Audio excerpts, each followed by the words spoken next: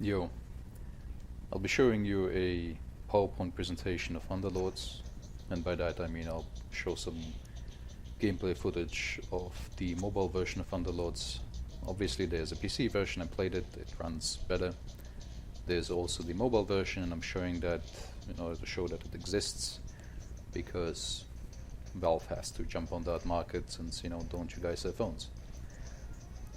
I have to say that I'm not a huge fan of the entire genre, so my opinion will not be extremely hype. I will be just showing what's going on, and this is for people to make up their mind, especially those who are kind of on the fence whether they should invest their time in the mobile version that's already out, or if they should wait for Underlords, which is likely to be shown at TI and then released as a beta throughout this year, but we'll have to see. Valve is really picking up the pace on this because money is involved and they can't come too late to the trend. They have to jump on that wagon now and monetize the hell out of it, which I'm sure we'll see in the future.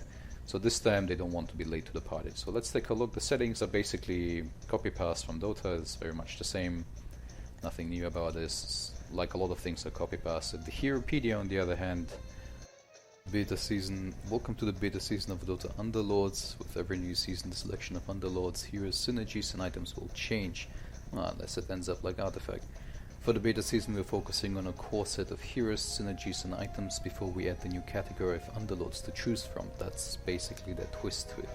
Thank you for joining us on this adventure. This will be an exciting time where the team will be constantly updating with the new features until we get to 1.0 and launch the Season 1.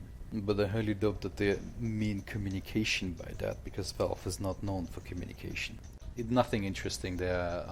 They will have the Underlords as a twist, and here are some of the heroes. Not every hero is in, as you can see. For example, Necrolic is missing. He has a few example heroes, Bloodseeker, Beastmaster, beautifully rendered. Each of them have 2 traits, and those are basically the synergies. So we'll have different tiers and such. In terms of items, a lot of them copy-pasted from Dota, like Boots of Speed and Gloves of Haste, such things like that. But there's also a few unique ones. I suppose these are placeholders. I don't think they're final. But there will be unique items. I'm not sure if they're from the mod. I have not played the mod. I have watched a bit of it, but as I said, not a big fan. They've also shoehorned in a lot of lore from Xenog, lore that no one really cares about, no one ever did, but no well.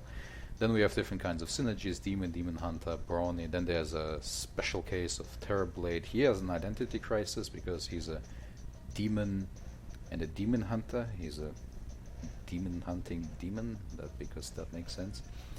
So other than that, there's creeps. We can see, the usual stuff, neutral creeps, Roshan, and there's Tomato and Potato. That's a nice reference. Other than that, we have pretty much the same you see in Dota, nothing special, no new content whatsoever. There's the Year Beast, also from the Chinese, I think, event. I haven't played Dota for 2 years or so I don't know.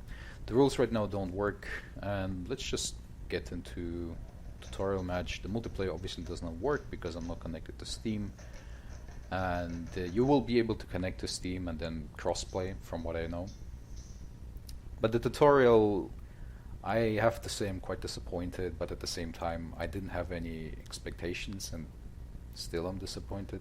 It's basically placed like any other Clash of Clans tutorial. It's not huge on context and such. It basically guides you through like you're the most normie common player.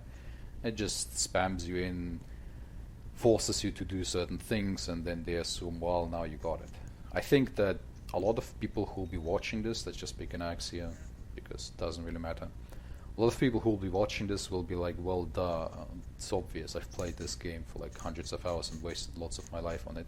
But at the same time, there will be lots of new players who just have no idea what's going on. Also, that sound was the phone vibration. The controls across PC and mobile are pretty much the same, obviously without touch, but they are clearly designed to be working on mobile without any issues. So let's watch. Let's watch is a common phrase here. It basically sums up the entire gameplay. You are watching Axe and your heroes auto-attack other heroes. That was a beautiful effect right there. It's, yeah, you place your figurines down on the board. They have abilities, but other than that, they auto-attack each other. Personally, I understand there's strategy in there. I understand there's synergies in there. And I do like Dota, and I have wasted way too many thousands of hours on this game throughout, well, since 2006, 2007, but I have absolutely no interest in this game. Then there's the evolution and such that you combine 3, so my tiny evolves into a tiny mon. Combine 3 2-star heroes into an almost unstoppable 3-stars. What happens if one unstoppable hero encounters another? Is that like... okay, whatever. And then I'll have a tiny mon evolves into a Tony. So they're basically explaining the mechanics like this, sometimes interactive, sometimes non-interactive, and they assume you will just get it. So we'll get another axe because there's nothing else we can choose from. It's basically a scripted tutorial, clearly. Now we can reroll. Of course there will be another axe because, surprise, surprise, we want to show off the mechanic to combine 3 into 1, so we do that. We have level 2 axe, and now we'll just wait how he auto-attacks mega creeps. He also has this, not just him, but lots of heroes have this, I don't know, bug, or maybe it's a parity thing where they sometimes they are mid auto-attack and then they stop because they realize, oh wait, I have mana, let me just cancel my auto-attack and then, you know, spam my spell. That doesn't really make sense. Maybe it's a bug, maybe it's intended. I'm not exactly sure. I haven't played the original.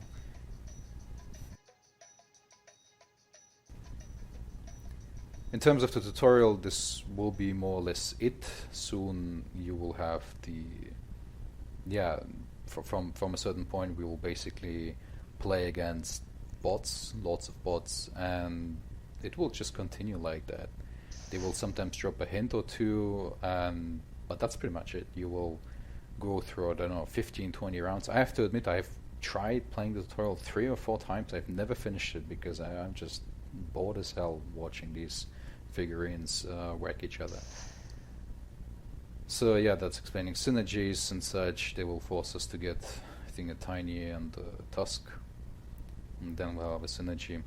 But as I said, the tutorial is underwhelming. It's I don't think it's enough for complete newcomers, and I think the reason why I hold him in such, let's just pick these two, in such high regards is because I've followed Valve throughout the last 15 years. And Valve and Blizzard are pretty much my personal reasons why I got into the industry 10 years ago. Valve had one of the very best tutorials in the entire industry. You can easily look up, there's so many analysis videos and such where they really have done so much to teach intuitively, with Half-Life, with Portal 2, where you don't have a tutorial, you don't have anything like this, you don't have this spam and these pop-ups constantly popping up, hey, did you know? It's more like very intuitive and very natural, and this takes a long time, and it takes one of the best designers the industry has to offer. Here's a new mechanic. Basically you can pick one of the items. I believe someone told me, who's also in the beta, that it's from Artifact, so we'll just give the sword to Axe so they can feel the sword of Axe, and maybe he can build a Battle Fury.